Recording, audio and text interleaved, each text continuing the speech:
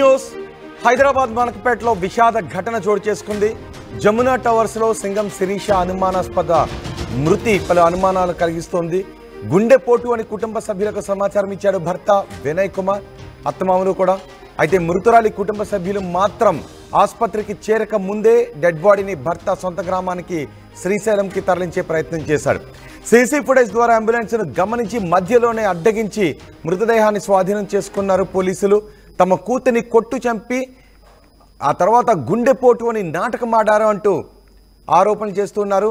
చాదర్ఘాట్ పోలీసులకు బాధిత కుటుంబం ఫిర్యాదు చేయడంతో ఇప్పుడు పోలీసులు కేసు నమోదు చేసుకుని విచారణ జరుపుతున్నారు. ఈ ఘటనపై పూర్తి సమాచారం మా ప్రతినిధి పెట్రీషా అందిస్తారు. హైదరాబాద్ మలక్పేటలో నివసిస్తున్న జమునా టవర్స్ లో సింగం శిరీష అనుమానాస్పదంలో మహిళ చనిపోయింది. కారణం ఏంటో తెలియాల్సిన విషయం. ఒకవైపు తనకి గుండెపోటు వచ్చిందంటూ కుటుంబ సభ్యులు కి సమాచారం ఇచ్చిన వినయ్ కుమార్ మరి అత్తమామలు ఆ తర్వాత మృతురాలను కుటుంబ సభ్యులు హాస్పిటల్కి రాకముందే సొంత గ్రామం శ్రీశైలంకి తరలించే ప్రయత్నం చేస్తారు. అంటే ఒకవైపు శిరీషకి ఏం జరిగిందో కూడా చెప్పకుండా బాడీని మాయం చేసే ప్రయత్నం చేశారు. వీళ్ళు కుటుంబ సభ్యులు వెంటనే పోలీస్ స్టేషన్కి వెళ్ళి కంప్లైంట్ ఇచ్చారు. ఆ తర్వాత ఒకవైపు తన బాడీ అంతా కూడా గాయాలు ఉన్నాయి, అసలు కొట్టి చంపి ఉంటారు అంటూ వాళ్ళు సస్పీషియస్ డెత్ అని చెప్పి కుటుంబ సభ్యులు చెప్తున్నారు. వెంటనే పోలీసులు కూడా సీసీటీవీ ఫుటేజ్ ద్వారా అంబులెన్స్ ని ట్రేస్ అవుట్ చేసి ఆ తర్వాత బాడీని మళ్ళీ రిటర్న్ పంపించారు. ప్రస్తుతం మనం ఉస్మానియా జనరల్ హాస్పిటల్ దగ్గర ఉన్నాం, మార్చరీ దగ్గర. శిరీష కుటుంబ సభ్యులు అందరు ఇక్కడే ఉన్నారు. మధుకర్ మీరే కదా కంప్లైంట్ ఇచ్చారు.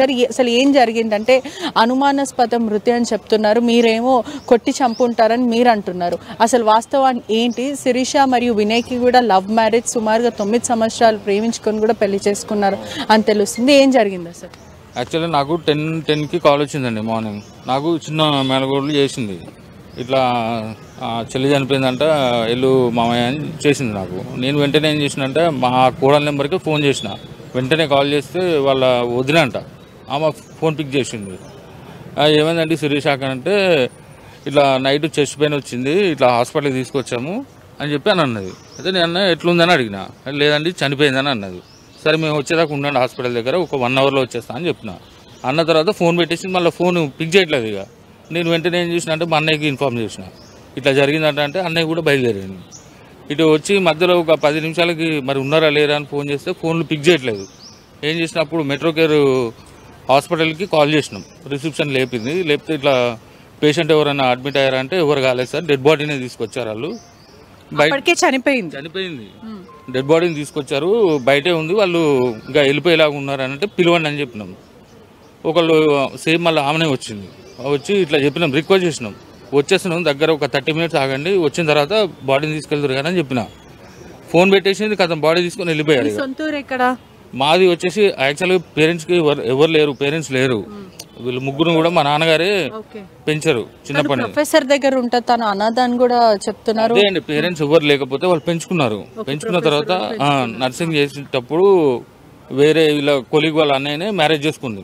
ఎవరికి చెప్పలేదు, అసలు ఎవరికి చెప్పలేదు, మాకు చెప్పకుండా మ్యారేజ్ చేసుకుంది. కాకపోతే మాకు సొంత అవుతారా శిరీష? మీకు మా సొంత అక్కయ్య కూతురు. అడాప్షన్ కి వేరే వాళ్ళు తీసుకున్నారు. పేరెంట్స్ చనిపోయిన తర్వాత తీసుకున్నారు. తర్వాత అది బీఎస్సీ నర్సింగ్ కంప్లీట్ చేసింది, అప్పుడే మ్యారేజ్ చేసుకుంది. ఎవరికి చెప్పలేదు కూడా, చెప్పకుండా మ్యారేజ్ చేసుకుంది. మా ఫంక్షన్ ఏదైనా అయితే వస్తుంటుంది.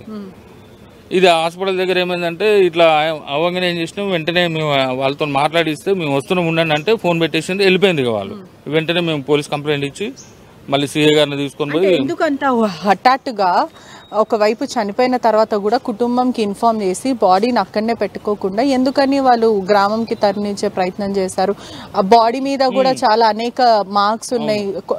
అయితే యాక్చువల్గా మేము బాడీ చూడలేదు, మాకు వీళ్ళు ఇట్లా చేయగానే డౌట్ వచ్చింది, వీళ్ళు ఏదో చేసి ఉంటారు అందుకని వీళ్ళు క్రమేషన్కి తీసుకెళ్లారు అని చెప్పి డౌట్ వచ్చే. వాళ్ళ పెద్ద మేనమామని. సో మా బ్రదర్, నేను చర్చ్లో ఉన్నాను, అరౌండ్ 10-12కి నాకు కాల్ వచ్చేది. నేను ఆ చర్చ్లో ఉన్న మిడ్ ఆఫ్ ది చర్చ్ అని చెప్పి మెసేజ్ పెట్టా, ఏమైనా ఎనీ అర్జెంట్ ఉంటే టెక్స్ట్ పెట్టాను. ఇట్లా చనిపోయిందని అన్నారు. అవు అని అన్న, తెలియదు అన్నది. ఎక్కడ ఉందంటే సోన్స్ హాస్పిటల్ అన్నారు. బయటకు వచ్చేసి ఫోన్ చేసి ఏమైందని అంటే ఇట్లా అయింది అని అనగానే ఏమన్నా ఫోన్ చేసిందా 1-2 days ముందు ఎవరితో మాట్లాడిందంటే మా ఇంకొక తిన మీద వాళ్ళ సిస్టర్ నెక్స్ట్ సిస్టర్ ఎవరైతే ఉన్నారో తనకి ఫోన్ చేసి ఇట్లా తాగుతున్నాడు, పైసలు అడుగుతున్నాడు, వాళ్ళ అత్త కూడా వస్తున్నారంట, లొల్లీలు అవుతున్నాయని చెప్పింది. సో నేనే నా దగ్గరికి వచ్చేయమని చెప్పినాను, లొల్లీలు అయితే అవుతున్నాయని చెప్పేసి తిని చెప్పింది అని మా బ్రదర్కి చెప్పిందంట.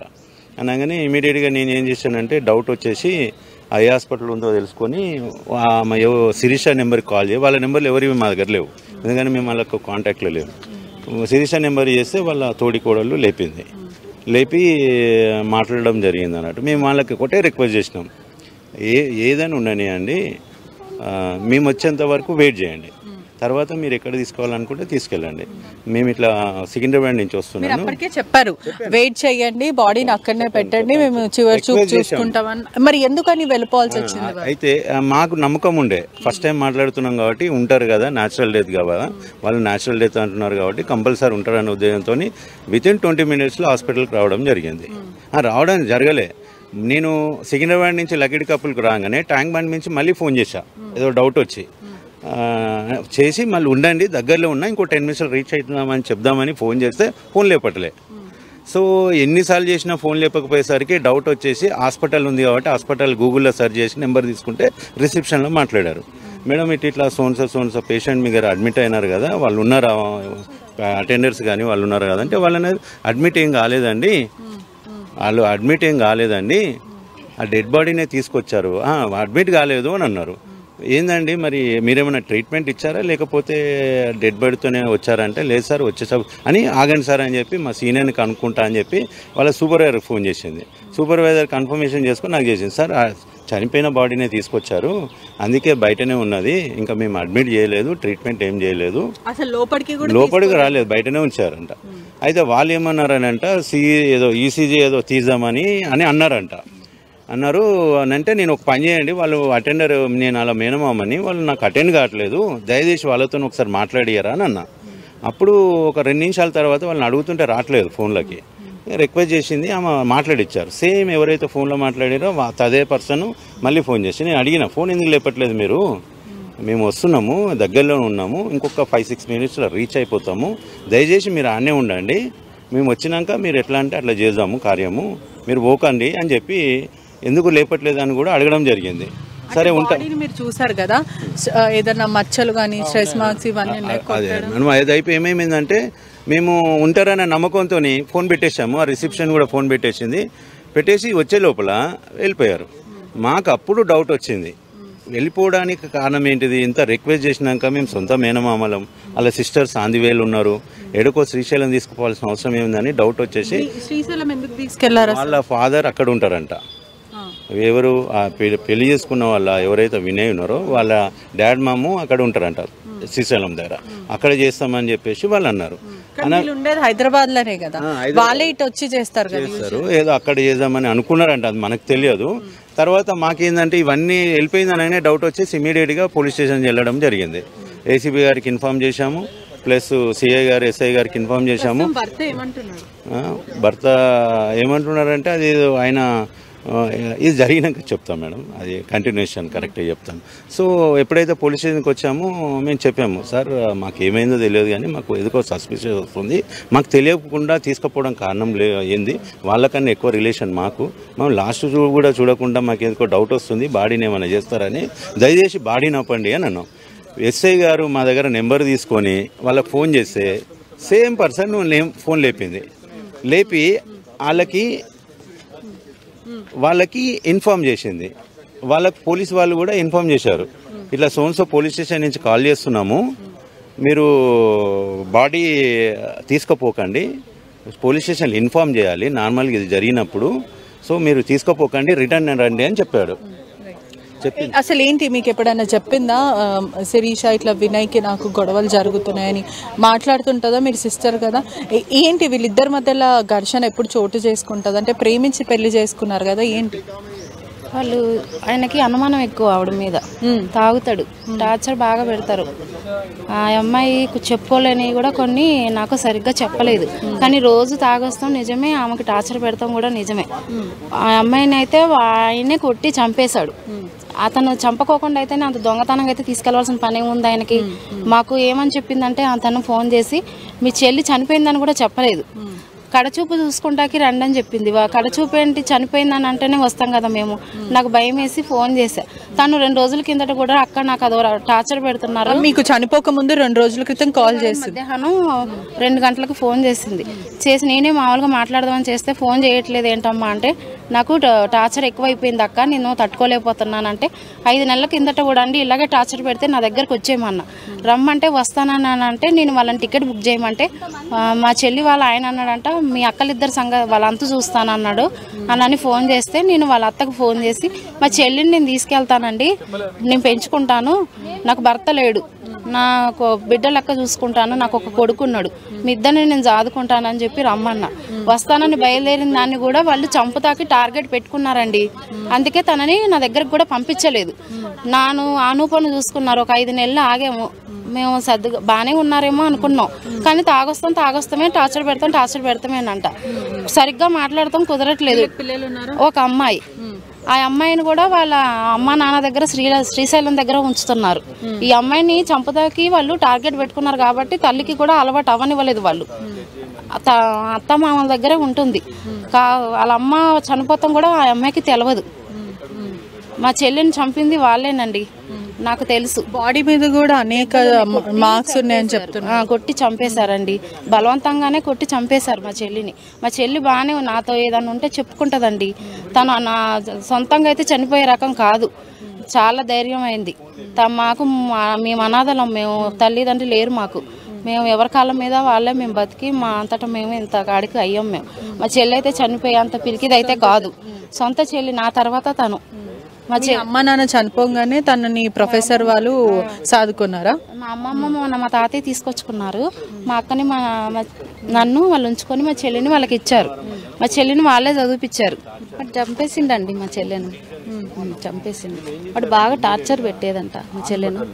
ఆ టార్చర్ వాడు ఆడబిడ్డ, వాళ్ళ అక్కలు, వాళ్ళ తల్లి చంపేసిండ్రు. ఇంకా అంతే, వాళ్ళు పెళ్లి చేసుకున్నారు, నమ్మించి చంపేసిండ్రు, దాన్ని మోసం చేసిండ్రు. ఇంకా మాకు దూరం చేసిండ్రు మా చెల్లెని.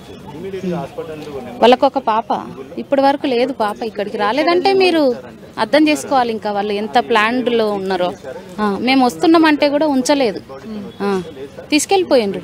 మా మామయ్య వాళ్ళ ద్వారా ఇప్పుడు మా చెల్లెని చూసుకోగలుగుతున్నాం మేము. ఈ మాత్రం అన్న అంత ఇది చేసిండ్రు వాళ్ళు, మమ్మల్ని ట్యాప్ చేసి. వాళ్ళు ఫస్ట్ నుంచి కూడా మాతో కాంటాక్ట్ లేకుండా ఆమెని దూరంగా ఉంచిండ్రు. మాకు ఏం చెప్పినా ఒకవేళ ఏదన్నా ఇంత చిన్న విషయం జరుగుతుంది, ఇట్లా గొడవలు అవుతున్నాయి అని చెప్తే మస్తు టార్చర్ చేసేదంట వాడు. అట్లా టార్చర్ చేస్తున్నాడు అనేసి మేము చాలా ఇబ్బంది పడేది. చివరికి చంపేసిండు వాడే. కుటుంబ సభ్యులు కూడా ఎంతో ఆవేదన మరియు ఆగ్రహం వ్యక్తం చేస్తున్నారు. మా చెల్లిని శిరీషాని వినయ్ భర్తనే చంపాడు, గతంలో కూడా చాలాసార్లు అనేకసార్లు టార్చర్కి మరియు వేధింపులకి గురి చేశారని కుటుంబ సభ్యులు అయితే ఆరోపిస్తున్న పరిస్థితి అయితే కనిపిస్తుంది. మరోవైపు కూడా అంటే చివరి చూపు చూసుకొని ఇవ్వకుండా బాడీని కూడా శ్రీశైలంకి పంపించే ప్రయత్నం చేశారు. ఎందుకని అంటే కుటుంబ సభ్యులు వస్తున్నారు, ఆ తర్వాత కార్యక్రమం కలిసి చేసుకుందాము, మీరు అక్కడనే ఉండని మేము వస్తాం అన్న తర్వాత కూడా వాళ్ళు మాట వినకుండా వీళ్ళు ఇక్కడ నుంచి హైదరాబాద్ నుంచి శ్రీశైలంకి షిఫ్ట్ చేసే ప్రయత్నం చేశారు. మరోవైపు కూడా హార్ట్ అటాక్తో చనిపోయింది అంటూ వాళ్ళు చెప్తున్నారు, భర్త మరియు వాళ్ళ కుటుంబ సభ్యులు చెప్తున్నారు. కానీ బాడీ మొత్తం కూడా మార్క్స్ అంటే దెబ్బలు తగిలిన మార్క్స్, మొత్తం రెడ్ మార్క్స్ అంటే ఘర్షణ చోటు చేసుకున్న దెబ్బలతో తనుంది. కుటుంబ సభ్యులు కూడా ఎంత ఆవేదన వ్యక్తం చేస్తున్నారు. మా చెల్లిని భర్తనే చంపారు, అతనే వినయ్ మా చెల్లి భర్తనే చంపాడు, టార్చర్ పెట్టాడు, అనేక సార్లు వేధింపులకు గురి చేసి మద్యానికి బానిస అయ్యి అతను ఇదంతా చేశారని చెప్తున్నారు. మరోవైపు కూడా పోలీసుల పంచనామా అయితే జరుగుతుంది. ఒక్కసారి మనము విజువల్స్లో చూస్తే కూడా మార్చరీ దగ్గర అయితే ఉన్నాము. భర్తని కూడా పోలీసులు ఏదైతే సీసీటీవీ ఫుటేజ్ ద్వారా అంబులెన్స్కి కాల్ చేసి మరి వీళ్ళు కాల్ చేసినాక కూడా వాళ్ళు రెస్పాండ్ అవ్వకపోవడం, ఆ తర్వాత పోలీసులు కాల్ చేసి సీసీటీవీ ద్వారా అంబులెన్స్ని ట్రేస్ చేసిన తర్వాతనే వీళ్ళు మళ్ళీ రిటర్న్ రావడం జరిగింది. మరోవైపు ఇద్దరు దంపతులకు కూడా ఒక పాప ఉంది. ఆ పాప ఎక్కడా అనుకుంటూ కుటుంబ సభ్యులు ప్రశ్నిస్తున్న పరిస్థితి అయితే కనిపిస్తుంది. ఒక్కసారి భర్త ఉన్నారు, భర్తతో మాట్లాడే ప్రయత్నం అయితే చేద్దాము. అయినా కుటుంబ సభ్యులు అందరూ కూడా మీరు మర్డర్ చేశారు, అనేకసార్లు వేధింపులకు గురి చేశారు, కొట్టి చంపారని చెప్తున్నారు. అసలు మీకు శిరీషకి ఏంటి ఘర్షణ చోటు చేసుకుందా, తను ఎలా చనిపోయింది? అది మేము మాట్లాడదాం మేడం. నేను కొట్టి చంపిన అనేది రిపోర్ట్లో వస్తుంది, దానికి క్లియర్ అవుతుంది. మీరేం చెప్తారు? అంటే ఆరోపణలు చేస్తున్నారు వాళ్ళు, నిజాలేంటో అది పోలీసుల ఇన్వెస్టిగేషన్లో తెలుస్తుంది. మీరేం చెప్తారు? అంటే మీరు ప్రేమించి పెళ్లి చేసుకున్నారు శిరీష అని. ప్రేమ పెళ్లి అన్నది ఎవరు? ప్రేమ సభ్యులు వాళ్ళు వచ్చారా ప్రేమ పెళ్లికి? ప్రేమ పెళ్లి కాదు, ప్రేమ పెళ్లిని ఎలా అంటారు?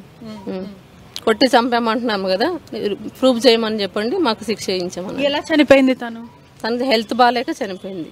హార్ట్ అటాక్ లాగా అనిపించింది, చెస్ట్ పెయిన్ అనిపించింది. తన ఒంటి నిండా గాయాలు ఉన్నాయి కదా మొత్తము. తెలియదు, ఇప్పుడు మేము వీళ్ళు చూపిస్తుంటే మాకు తెలుస్తుంది, కానీ అంటుంటే చెప్తుంటే వింటున్నాం, కానీ మాకైతే తెలియదు. మీరేం చెప్తారు? మీ భార్య చావుకి మీరే కారణం అంటున్నారు, ఏం చెప్తారు? అసలు మీరు బానే ఉంటుండేనా? మీరు మధ్యానికి ఆరోపణలు నింపుతున్నారో ఎవరైతే ఉన్నారో వాళ్ళ ప్రెజర్ వల్లనే అమ్మాయి చనిపోయిందని మేము అనుకుంటున్నాం. అందుకే call list, messages, WhatsApp messages, call list అన్ని వస్తే తెలుస్తుంది. వాళ్ళ ఇంటి ఫైనాన్స్ పరంగా ఏమన్నా ప్రెజర్ అని ఏమన్నా స్ట్రెంత్ గురై చనిపోయిందేమో అని నాకు డౌట్. అమ్మాయి కాల్ లిస్ట్ కూడా తీసి మా ఫ్యామిలీ వాళ్ళ ఫ్యామిలీ ఎవరెవరు ఉన్నది మొత్తం తేలితే కన్నా ఒక క్లారిటీ వస్తుంది మేడం. అంటే మీరు బాగుంటుండేనా? మీరు ఇద్దరు దాంపత్య జీవితం బాగుండేది? అసలు నేను అట్లా వాళ్ళని ఇంటి పక్కన జమునా టవర్స్ లో కూడా చూసుకుని నా ఫ్రెండ్ సర్కిల్ ఎవరైనా చూసుకుని అట్లా చేసుకుని. మీరు మద్యం దాగి ఎప్పుడు తనని కొట్టడం గానీ వేధింపులకు గురి చేశారా? ఇంకా అట్లా ఉంటే కొడితే మేడం ఈ రోజుకి నా మీద ఒకవేళ మా చుట్టుపక్కల ఏదో ఒక ప్లేస్ లో ఒక రోజన్నా ఉండేది కదా. ఓ రోజు ఏదో ఒక రోజు ఇన్నిసార్లు నేను మద్యం దాగి కొడతా ఉంటే ఒకసారిగా స్టేషన్కి పోతారు కదా. మరి కుటుంబ సభ్యులు చనిపోయిందని మీరు ఇన్ఫార్మ్ చేసిన తర్వాత మీరు అక్కడనే ఆగండి, మేము వస్తాము, చివరి చూపు చూసుకుంటాం వాళ్ళు చెప్పిన తర్వాత మీరు ఎందుకు వెళ్ళిపోయారు? మేడం చెప్తానండి మేడం, వాస్తవంగా వాళ్ళ అక్క తెలుసు ఏది మ్యారేజ్ రాలేదు. ఆ మ్యారేజ్ అయిన తర్వాత నేనే వాళ్ళ ఊరు తీసుకెళ్ళిన అమ్మాయి అడిగితే, మా అక్కను చూస్తా ఒకసారి ఇంటికి తీసుకుంటే 2 డేస్లోనే తీసుకున్న ఆమె పరిచయం. ఆమె వస్తుండే మన జమునా టవర్స్కి, మా రూమ్కి మా పిలిపించేది. వాళ్ళ టికెట్ నేనే బుక్ చేసేటోని, మా అప్ అండ్ డౌన్ నేనే చేసేటోని, ఖర్చులకి డబ్బులు కావాలన్నా ఇచ్చేటోని. నైట్ పూట వచ్చినప్పుడు ఆమె 1000 పెట్టుకో 500 పెట్టుకోమా ఉంచుకో ఊరిపోతే నేనే ఇచ్చేటోని, పంపించేటోని. ఆమెకి ఇన్ఫార్మ్ చేసినాం, ఎందుకంటే బాధ్యత జరిగింది దాని. మరి వాళ్ళు వస్తా అన్న తర్వాత కూడా మీరు ఎందుకని ఉండలేరు, ఎందుకు వెళ్ళిపోయారు? మేడం ఊరి దగ్గర రండి, పాప ఉంది, ఊరి దగ్గర రండి. ఎందుకంటే మా బంధువులు మా వాళ్ళకి ఆల్రెడీ ఇన్ఫర్మేషన్ ఇచ్చినాము, మీకు కూడా ఇస్తున్నాము. ఆడ రండి చూడండి. ఇప్పుడు ఎక్కడ జరిగినా ఆడైనా విషయము అదే ఉంటుంది, ఇక్కడైనా అదే ఉంటుంది. అంటే పోస్ట్ మార్టం జరగకుండా మీరు ఎందుకు తీసుకొచ్చేస్తారు? దగ్గరలో వాళ్ళు వచ్చి వాస్తవంగా ఆ రోజు ఉంచి పోస్ట్ మార్టం చేపిద్దామని ఉన్నాం, అక్కడే చేపిద్దామని ఉన్నాం మేడం. ఎందుకంటే వాళ్ళు వచ్చి వెళ్ళలే కదా మేడం, నేను ఊరు వెళ్ళినప్పుడు రిటర్న్ అయినా కదా. నేను ఊరికి నుంచి మధ్యలోనే వద్దు ఉండి సార్ వాళ్ళు ఉండి వద్దు వెనక్కి రండి అదంటే వెనక్కి వచ్చేసాను. వెనక్కి వచ్చిన తర్వాత ఉస్మానియాకి తీసుకొచ్చాను. ఈరోజు 10 o'clock రమ్మన్నారు, చూస్తున్నాం మేడం. మరి పాప ఎక్కడ ఉంది? పాప ఇంటి దగ్గర ఉంది మేడం, దోల్పేటలోనే. మా అమ్మ ఇక్కడికి తీసుకురాలేరు? ఇక్కడికే మేడం, ఇప్పుడు రేపు సండే ఆల్రెడీ కారు ఊరి దగ్గర ఉంది మేడం. డ్రైవర్ని కూడా మాట్లాడినా వెళ్ళి తీసుకొని రమ్మని. ఈ లోపు ఇది జరిగితే డ్రైవర్ని ఆఫ్ చేసిన. మీ తల్లి చనిపోయే టైంలో పాప లేదు అక్కడ మీ ఊర్లో? 1 week 10 days. కుటుంబ సభ్యులు మాత్రం ఇదంతా ప్రీ ప్లాన్ మర్డర్ అని అంటున్నారు. కుటుంబ సభ్యులు మొత్తం కూడా ప్రీ ప్లాన్ గా, అందుకే పాపని శ్రీశైలంలో పెట్టారు. ప్రీ ప్లాన్ గా ఇతను కావాలనే కక్షపూర్వకంగా మర్డర్ చేశారని అంటున్నాను. ఓపెన్ ఛాలెంజ్ నిరూపించండి. ఓపెన్ ఛాలెంజ్ వదిలేసేనా? పాప ఎన్నోసార్లు ఊరు వెళ్తుంటుంది, ఆమె కూడా నిరూపించండి. అమ్మాయి బతికిలేదు, అమ్మాయి తెలుసు, శిక్ష చేయండి అంటున్నారు. ఓపెన్ ఛాలెంజ్, మాది తప్పుండి మేము ఇది చేసిన వాళ్ళం అయితే మొత్తం చేయండి మేడం. మా సిస్టర్ మేడం, నేనే పెళ్లి చేసింది, నేనే చూసింది. ఆమె నా ఫ్రెండే, 14 years నాకు పరిచయం. పెళ్లి 9 ఏళ్ళు అయింది, ఇప్పటి వరకు ఎట్లాంటి గొడవ లేదు, ఏమి లేదు. Sudden death. అంటే చనిపోక ముందు 2 రోజుల ముందు వాళ్ళ సిస్టర్ కి కాల్ చేసి భర్త నన్ను వేధిస్తున్నాడు, మద్యం దాగి నన్ను చాలా టార్చర్ చేస్తున్నాడు అంటూ వాళ్ళ కుటుంబంకి చెప్పిందని వాళ్ళు చెప్తారు. చూపించారు, కాల్ లిస్ట్ తీసి మొత్తం చేయించండి. మేము ఓకే దాన్ని చేసిందా లేదా నేను ఈ రోజు చేసిన అనేది వాళ్ళని చూడమనండి, మాట్లాడదాం మేడం. మొత్తం మీద చూసుకుంటే కూడా కుటుంబ సభ్యులు మాత్రం భర్తనే చంపుంటారంటూ ఆరోపిస్తున్నారు. భర్త మాత్రం నాకు ఎటువంటి సంబంధం లేదు, చాలా న్యాచురల్ డెత్ అంటూ భర్త అయితే చెప్పుకొస్తున్నారు. కుటుంబ సభ్యులు మాత్రము ఆరోపిస్తున్నారు భర్తనే చంపి ఉంటాడు, ఎందుకంటే వాళ్ళ వేధించాడు, అనేకసార్లు మద్యం తాగొచ్చి టార్చర్కి గురి చేశారు. ఒకవైపు చనిపోయిన తర్వాత కూడా మాకు ఇన్ఫర్మేషన్ ఇచ్చి బాడీని శ్రీశైలం తీసుకెళ్లే ప్రయత్నం చేశారు, కానీ మేము వస్తున్నామంటే కూడా వాళ్ళు ఆగని పరిస్థితి అయితే ఉందంటున్నారు. మొత్తం మీద కూడా 2 ఆన్సర్లు కనిపిస్తున్నాయి. పొంతనలేని క్వశ్చన్స్, పొంతనలేని సమాధానాలు అయితే కనిపిస్తున్నాయి. నిజాలు ఏంటో అనేది పోలీసులు నిర్ధారించాల్సిన విషయం. చాదర్ఘట్ పోలీసులు కేసు నమోదు చేసుకొని అయితే పూర్తిగా పంచనామా రాసుకుంటున్నారని మొత్తం మీద తెలుస్తుంది. కెమెరామ్యాన్ గజప్పతో Patricia reporting, RTV Hyderabad. RTV app వార్తల్ని క్షణాల్లో చదివే అవకాశం ఉంటుంది. ఒక న్యూస్ పేపర్, ఒక టెలివిజన్ ఛానల్ మీ చేతుల్లో ఎప్పుడూ ఉంటాయి.